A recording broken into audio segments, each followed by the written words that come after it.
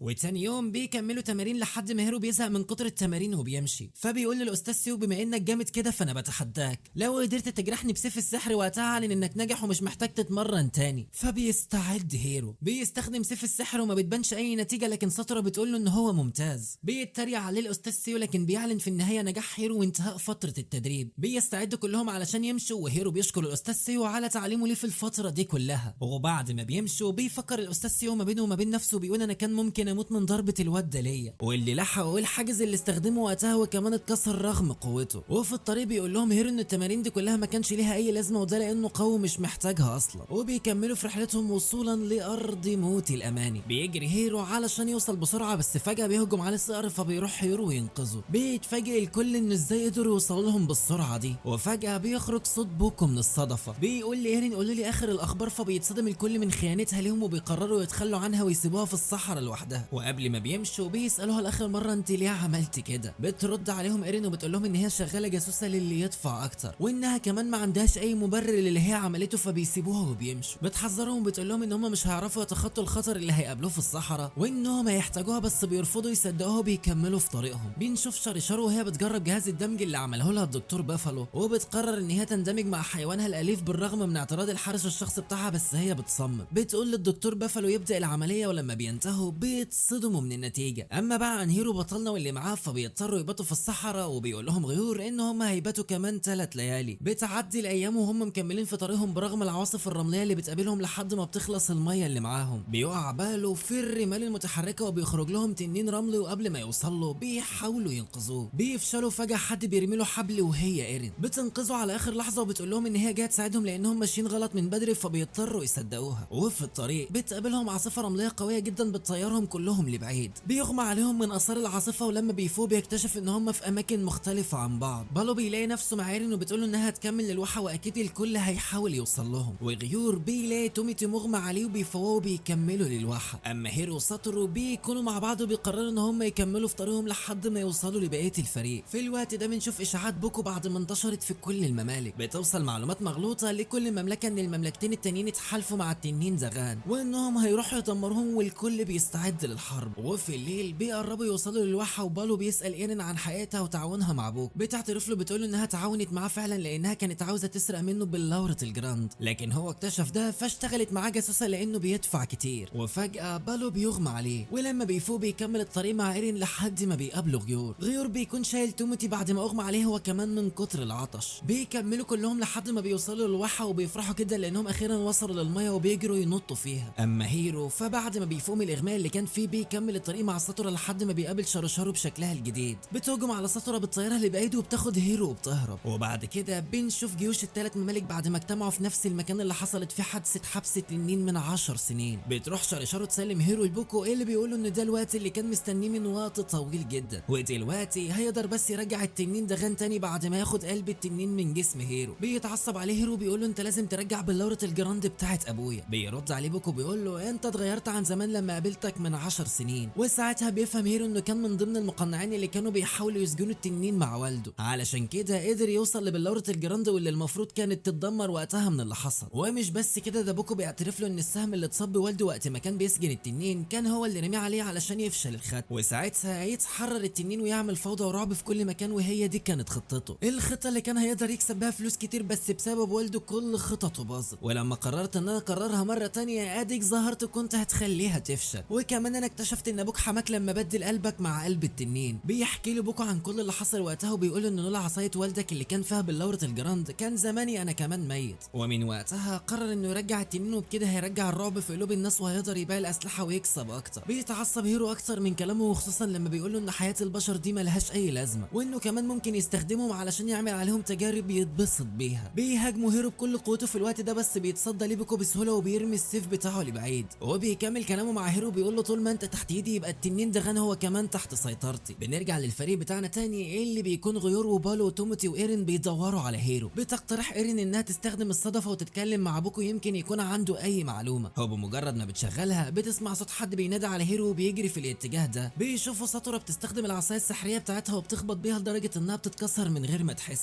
بتستدعي تنين ينقلها عند هيرو وبيوصل فجاه تنين ضخم من وراها. فجاه بيبلعها التنين وبيجري غيور يهجم عليها علشان ينقذها، بس بيفتح التنين بقه وبتقول لهم ساتورا ان التنين ده هيساعدهم يوصلوا عند هارو، فبيروحوا كلهم معاها. اما بوكو بيكلم دكتور بافلو اللي بيطمنه ان كل اوامره اتنفذت وخلاص جهز الثلاث مفاعلات اللي هيستخدمهم، ولو دمج معاهم بلورة الجراند وقتها يقدر يغزو العالم كله، والعالم كله هيكون تحت سيطرته. وبيكمل الدكتور بافلو كلامه بيقول له بس للاسف وقتها هنضطر نستخدم ارواح كل الناس اللي موجوده في القصر. هو انت فاكر ان الخنزير ده بيفرق معاه حاجه؟ بيرد عليه بوكو بيقول له لو انت عايز تضحي بارواح ناس موجوده في قصر او اتنين كمان مفيش مشكله. في الوقت ده بيشوف الدكتور بافلو اشاره غريبه بوجود حد حوالين القصر، وبنشوف التنين بعد وصولهم كلهم لقصر بوكو، وفجاه بيخرج سهم من القصر بيقضي على التنين وبيموته. بيدوروا على طريقه يدخلوا بيها القصر، وفجاه بيظهر لهم الدكتور بافلو وبيفرح جدا ان قابل بنته اخيرا. بيفتح بوابه نقل وبياخدها معاه وبيجروا كلهم علشان يروحوا معاه قبل ما البوابه ما تقفل. بيوصلوا كلهم لاوضه بافلو وهناك بيتصدموا لما بيعرفوا ان ساتورا عباره عن دميه سحريه امر بتصنيعها بوكو. بيبداوا يفهموا ان شك توميتي كان فيها صح، بس ما كانش متخيل انها ممكن تكون دميه سحريه.